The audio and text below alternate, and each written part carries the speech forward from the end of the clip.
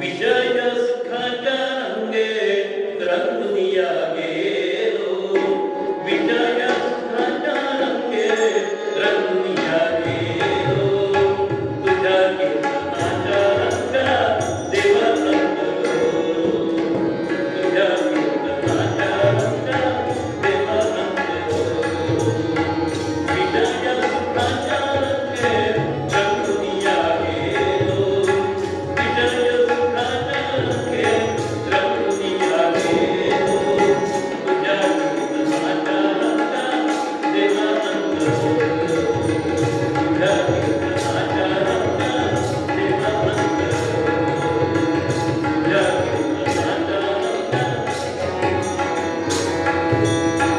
तुझे नाम न घेता माझ्या धाविला, तुझे नाम न घेता माझ्या धाविला, परांना पाहतही, परांना पाहतही अभिमान केला, तुझ्या रूपा विसरूनी देवा दूर गेलो, तुझ्या कीर्तनाच्या रंगी देवा रंगलो, तुझ्या कीर्तनाच्या रंगी देवा रंगलो, तुझ्या कीर्तनाच्या रंगी प्रेम रस चालोळला रंगमोल केला, प्रेम रस चालोळला रंगमोल केला,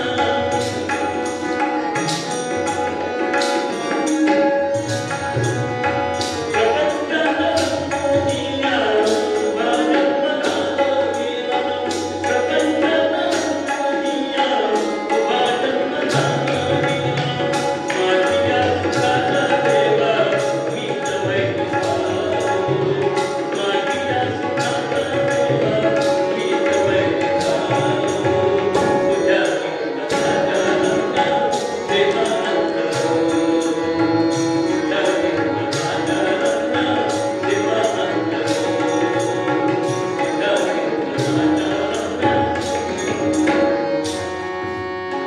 गाजिता परंतु आलो तुझ्या दर्शनात, गाजिता परंतु आलो तुझ्या दर्शनात, आता तू राज्य करीत मला, आता तू राज्य करीत मला, मुकिले यशवानावे तुझ्या दारी आलो, मुकिले यशवानावे तुझ्या दारी आलो, तुझ्या कीर्तनाच्या रंगात देवा रंगलो, तुझ्या कीर्तनाच्या रंगात देवा रंगलो, तुझ्या कीर्तनाच्या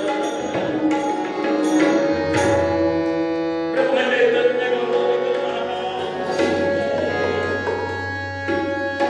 बाकी सगळे विषय जवळ करता करता अगदी छोट्यातला छोटा विषय सुद्धा आम्ही सोडायला तयार नाही. दूरदर्शनवरच्या मालिका कितीही खोट्या असल्या, आमच्यामध्ये अपसात भांडणं लावणार असल्या तरी सुद्धा त्या पाहिल्याविना आम्हाला चैन पडत नाही. युट्यूबवर येणाऱ्या सगळ्या बातम्या अत्यंत खोट्या असल्या तरी सुद्धा हातात तो विकतचं दुखणं घेऊन पाहिल्याशिवाय आम्हाला चैन पडत नाही. मग विषयांची लहर मोडणार कशी? ती विषयांची लहर जोपर्यंत मोडली जात नाही, त्या विषयांपासून आम्ही आम्हाला दूर करत नाही, तोपर्यंत भगवंताचं दर्शन कधीही शक्य नाही. एक क्षण आम्ही स्वतःला विसरलो का? आमचा अहंकार बाजूला ठेवलाय का? आमच्या अंगावरच्या सगळ्या जुनी विविध प्रकारच्या उपाधींच्या बाहेर ठेवलेत का?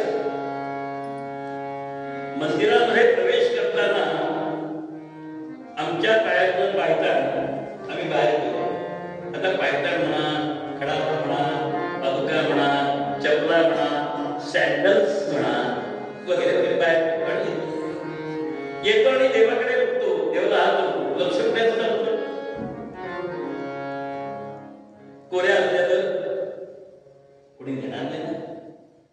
अजून तिथं नाही म्हणजे जणू काय आम्ही त्या देवाला बजावत असतो, माझ्या चपलांची राखण कर, नाही केलीस तर त्याच चपलांनी तुला. किती विषय या विषयांच्या नादी लागलेल्या मला मी कोण आहे कळलंच नाही. ज्या क्षणी मला कळलं की मी कोण आहे, कस्त्वं दोहं कृताया कामे जननी ओमे तातः, असं ज्या क्षणी मला कळेल त्या क्षणी विषयांपासून मी काही काळासाठी कळत होते. माझी आई जी भाषा वापरते ती मला नको असते, माझ्या आईला देखील नको असते, माझ्या वडिलांना देखील नको असते. म्हणून माझ्या आईकडे काय करतात, मोठ्या आनंदाने आपल्या मुलाला किंवा मला इंग्रजी माध्यमाच्या शाळेत पाठवतात. आणि मग तिथे मी काय शिकतो, आईला काय म्हणतो मी, मम्मी. चुकत असलं तर सांगा, माझं इंग्रजी थोडं गरज आहे. मम्मीचं स्पेलिंग काय आणि त्याचा अर्थ काय, MUWY असा जर त्याचं स्पेलिंग असेल तर त्याचा अर्थ प्रेत असा आहे. आम्ही शाळेत आईला काय म्हणून वापरायला शिकलो, मम्मी. इंग्रजी माध्यमाच्या शाळेत आई म्हटलं की बावळट, प्रोसेंटेला, प्रतिगामी वगैरे वगैरे, आणि मम्मी म्हटलं की मॉड, पुरोगामी वगैरे वगैरे. आम्ही आमच्या आईला काय बनवलंय समजून घ्या. आता तर आणखी मॉम काय, ममा काय, डॅड काय, डॅडा काय, काय बाबा हात मारायला लाज वाटते, आई हात मारायला लाज वाटते. ज्या क्षणी आम्ही इंग्रजी माध्यमातून शिकायला सुरुवात केली त्या क्षणी आमच्यातली आई नाही झाली, फक्त बाई दिसत. मग आम्ही आमच्या मुलाला ते पडलो. मराठीमध्ये शिकलो तर आम्हाला कोणीतरी सांगितलं, मग या स्पर्धायुक्त जगामध्ये तुम्ही टिकणार कसे. किती जणांना स्पर्धायुक्त जगामध्ये टिकण्यासाठी इंग्रजी भाषा शिकायची. आमचा शेतकऱ्याचा मुलगा त्या स्पर्धेमध्ये उतरलाच नाही तर त्याला इंग्रजी शिकायची, पण नाही त्यांचा मुलगा तिथे जातो मग आमचा त्या गेला पाहिजे, त्यांचा मुलगा कीर्तनाला जातो मग माझा पण मुलगा कीर्तनाला जायला पाहिजे असं नाही.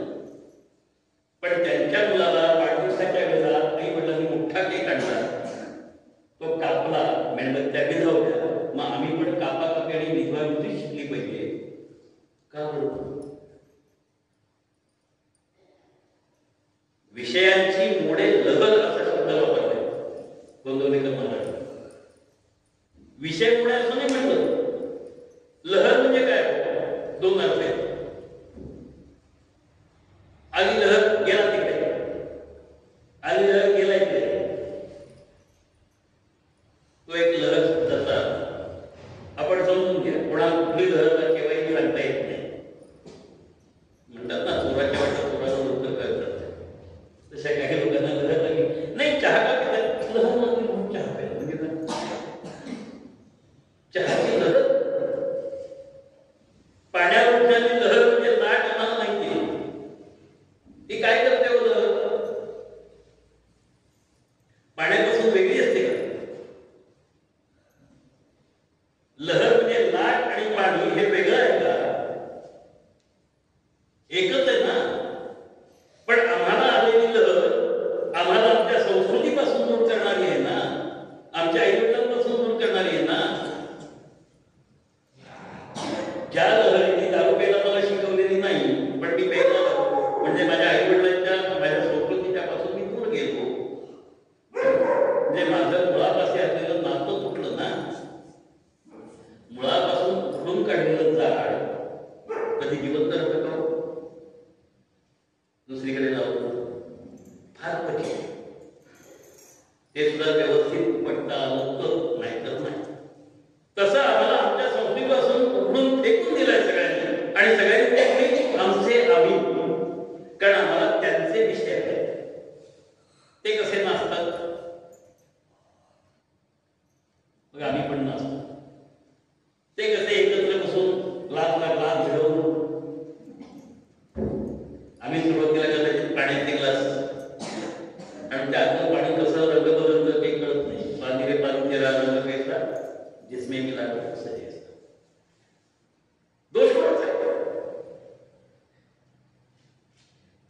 विषयाची लहर मोडायची असेल तर आधी आम्हाला तसं व्हावं लागेल आणि मग आमच्या अनुकरणातनं बाकीचे लोक तसे वागणार आहे. माणूस हा लहरी आहे, लक्षात ठेवा, आणि अनुकरणशील आहे. मग त्याने आमचं अनुकरण करावं असं आम्हाला वाटत असेल तर आमचं चरित्र आणि चारित्र्य आदर्श असलं पाहिजे. मग त्यासाठी काय करावं लागेल? माझं चारित्र्य आणि चरित्र आदर्श व्हावं असं वाटत असेल तर काय करायला पाहिजे? महाराजांनी सोपा उपाय सांगितला. नामस्मरण करा. म्हणजे काय होईल? अगदी गुरमी आली मारामारीची बॅस डोकायचा त्याला आणि तेवढ्यात जय श्रीराम म्हणतो तर काय होईल?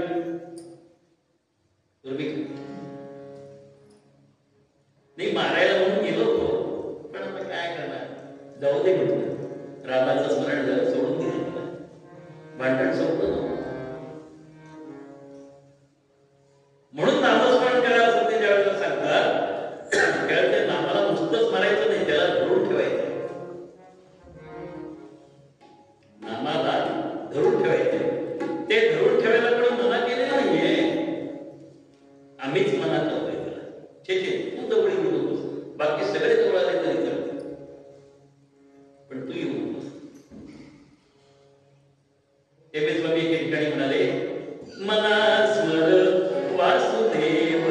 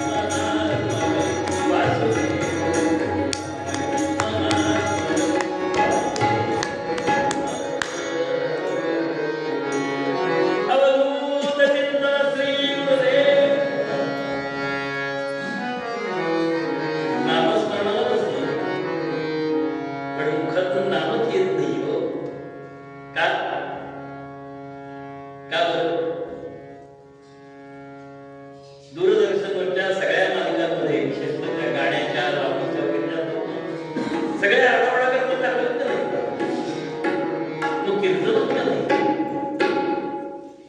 कारण तिथे आठवडा कसंही चालतं, तिथे कसं चालणार आणि ते भगवंताच्या दरम्यान ते नामस्मरण करायचं. बरं त्याला काही द्यावं लागत नाही. अहो येता ताता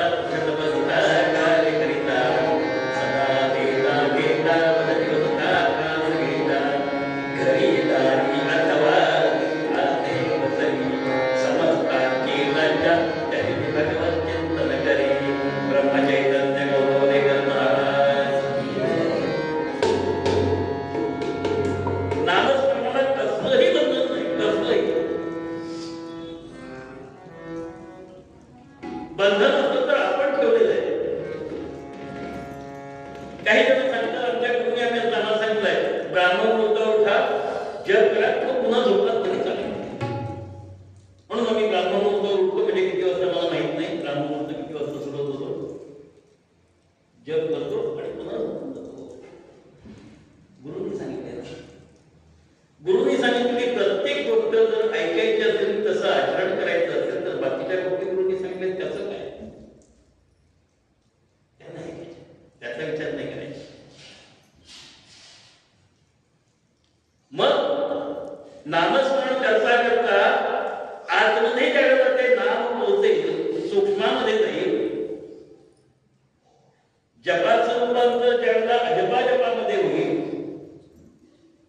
त्यावेळेला मला बाहेरचं नामस्मरण नाही केलं तरी चालेल, कारण ते आतून चाललं असतं. जन्माला येताना तो जीव विचारतोय कोहम सोहम, त्याचं उत्तर आम्हाला जर सोहम सोहम असं देता येत असेल तर आम्हाला वेगळं नामस्मरण करण्याची गरजच नाही. पण तो आतून यायला पाहिजे. प्रणवाचा उच्चार लय ओंकाराचा तो आतून यायला पाहिजे. आज साक्ष आतमध्ये जो साक्षात आहे तो ध्वनी कधी आम्ही ऐकला का? तो ध्वनी ऐकायला आमचे कान आतमध्ये वळावे लागते. पण काय भगवंतांनी व्यवस्था केली बघा, किती हुशार. आपण आतमध्ये बघू नये म्हणून सगळी इंद्रिय बाहेर पडवली सगळे. म्हणजे प्रयत्न केल्याशिवाय ती आत वळणार नाही. मग आम्ही करतो की प्रयत्न रोज ठरवतो, कीर्तनाला वेळेवर जायचं, प्रवचनाला वेळेवर जायचं, रोज एकतरी माझ्या पैकी फोडायची, त्या पैकी फोडायची. मग येता जाता म्हणतो तरी चालेल. मला गडावर भेटले होते एक दिवस. आता माझं फिरत होते फेऱ्या मारत. हा काय प्रकार आहे? ते आमच्या गुरुनी सांगितलंय फेऱ्या मारताना सुद्धा जप करावा. म्हणजे आम्ही जप करण्यासाठी नाही, फेऱ्या होत्या. मग आता काय गुरुचं वाक्य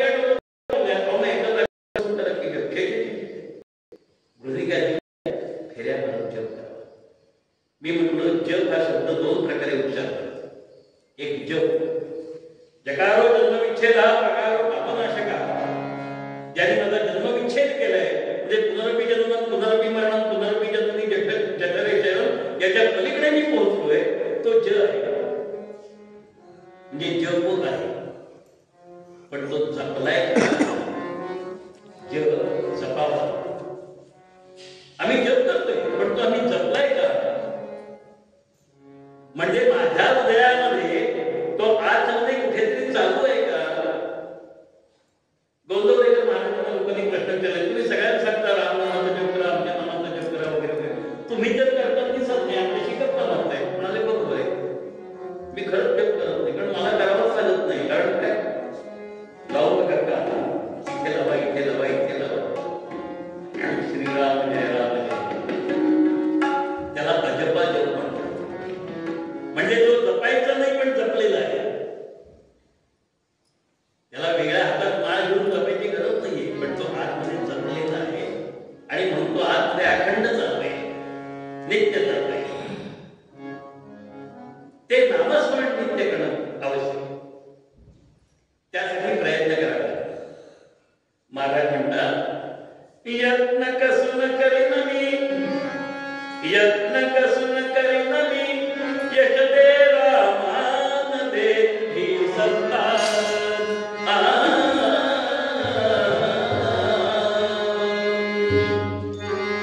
यत्न कसून करीन मी, यश दे रामान दे ही सत्ता. भाटी सुबोध गुरुचा, भाटी सुबोध गुरुचा, मानाला राम ही सर्व करता.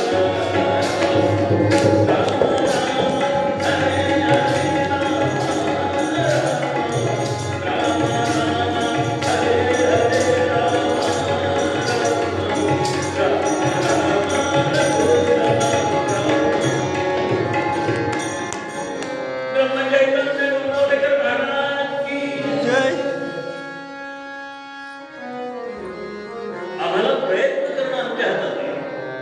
यशाची अपेक्षा न ठेवता कर्मण्येवाधिकारस्ते मा फलेषु कदाचित्. आम्ही पूजेला बसताना पहिला संकल्प सोडताना तुझी काय सोडतो, योग्य आहे का अयोग्य आपण ठरवतो. श्री परमेश्वर प्रीत्यर्थम काय पाहिजे? मग आत्मना स्मृती स्मृती प्राण आता म्हणायचं नाही, आता सकल शास्त्र स्मृती स्मृती म्हणायचं नाही का?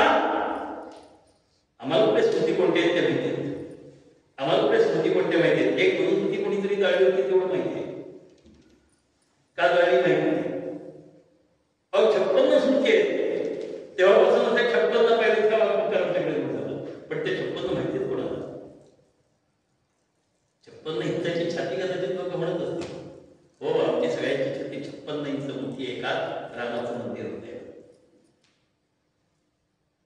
त्या 56 स्मृतीमध्ये काय सांगितलंय आम्ही पाहिलं का? म्हणून ते आम्हाला नकोय, ते फळ नकोय. त्याच्यात काय सांगितलंय? स्मृतीमध्ये काय सांगितलंय? ते फळ आम्हाला नकोय. सकल शास्त्राने दिलेलं फळ, शास्त्राने काय दिलं आम्हाला?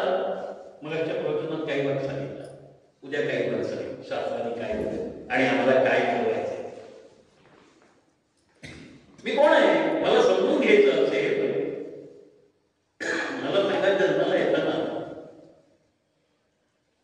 मला कोणी ओळखत होतं का?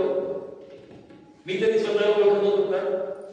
मग कोणीतरी सांगितलं ही तुझी आई आहे म्हणजे चित्त आई. पण कोणी जर सांगितलं ही तुझी ताई आहे, मी ओळखत नव्हतो कोणाला. पण मला आई आणि ताई म्हणजे नेमकं काय कळलं का? बाबा आणि दादा म्हणजे नेमकं काय कळलं का? बाबांची वस्त्र चढवून दादा आला तर मी त्यालाही बाबाच म्हणेन ना, कारण मला वस्त्रांची ओळख नाहीये. मी मला स्वतः मी कोण आहे म्हणून. म्हणजे पहिला प्रश्न, मी पुरुष आहे का स्त्री आहे? ओळख नाही का? हा, बाह्य करत पुरुषासारखा दिसतोय किंवा बाह्य करत स्त्रीसारखा दिसतोय. पण म्हणून आमच्या दूरदर्शनवरच्या कार्यक्रमामध्ये हटकून पुरुष स्त्रियांचे वेश धरून तुम्हाला आम्हाला हसवण्याचा प्रयत्न करतात. काय नाटक आहे मला काही कळत नाही. एकत्रित स्त्रीला हा स्त्रीत्वाचा अपमान चाललाय असं वाटलं का? तो कार्यक्रम आनंदाने बघता का दिसतोय दूरदर्शनवरचा? पुरुषांनी स्त्रीची भूमिका करावी आणि वाटेल तसं वागावं हे जाहीरपणे दाखवलं जात आहे. त्याच्याबद्दल कुठल्याही मुक्तीवादींनी तक्रार केल्याची माझ्या आठवणपैकी नव्हती. का असं होतंय? स्त्रियांनी पुरुष बनणं म्हणजे समानता आहे का?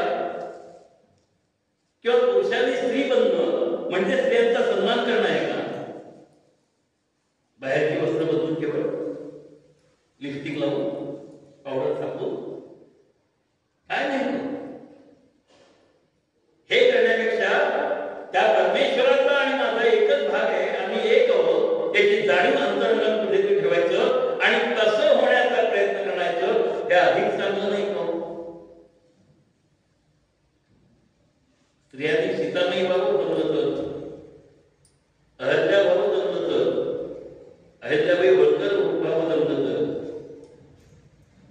कितीतरी मोठ्या स्त्रिया होऊन गेल्या. जाऊ द्या स्त्रीला चिन्ह उद्या. आमच्याकडे स्त्रीला शिकवलं जात होतं का नाही? चूल आणि मूल एवढंच तिचा काही विषय होता का? या सगळ्या प्रश्नांची उत्तरं उद्याच्या प्रवचनाच्या वेळेला मिळतील. काय असतं, उद्या काय होणार आहे सांगितलं की लोकांना करू ते ऐकायला त्या उद्देशाने नाही सांगितलं. कारण जाहिरात करायची गरज नाही. जाहिरात कशाची करावी लागते?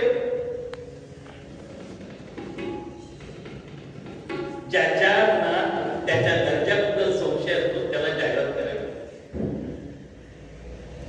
फुलाला सांगावं लागत नाही की फुलोय या रे या. तुम्ही जाता ना तिथपर्यंत.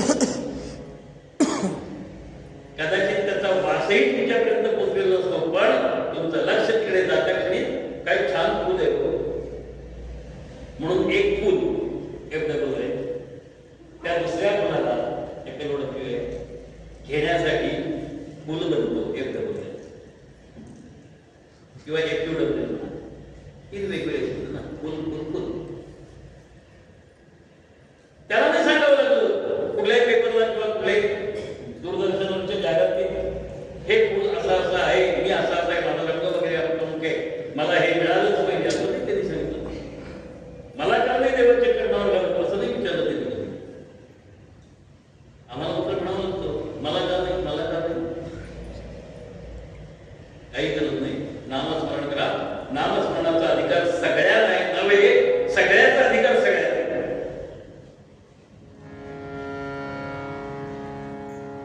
काय म्हणाले महाराज दुसऱ्या एका भागात? नामे होय सर्व सत्ता, नामे होय सर्व सत्ता. हे समजून घ्या. नामे होय सर्व सत्ता, नामे होय सर्व सत्ता, नामे होय सर्व सत्ता, नामे होय सर्व सत्ता, नामे होय सर्व सत्ता, नामे होय सर्व सत्ता. नामे धन्य ती लोक, नामे धन्य ती लोक, नामे धन्य नामे पावे सर्व सुख, नामे पावे सर्व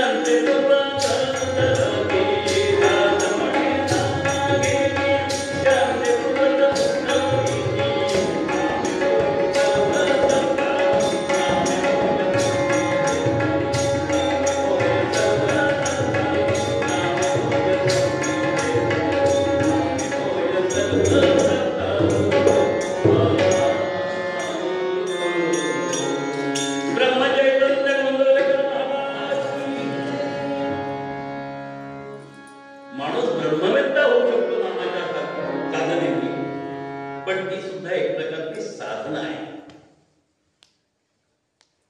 नाम हे छोटस साधन आहे. साधनाने साध्य होण्याचा प्रयत्न कधीही करू नये.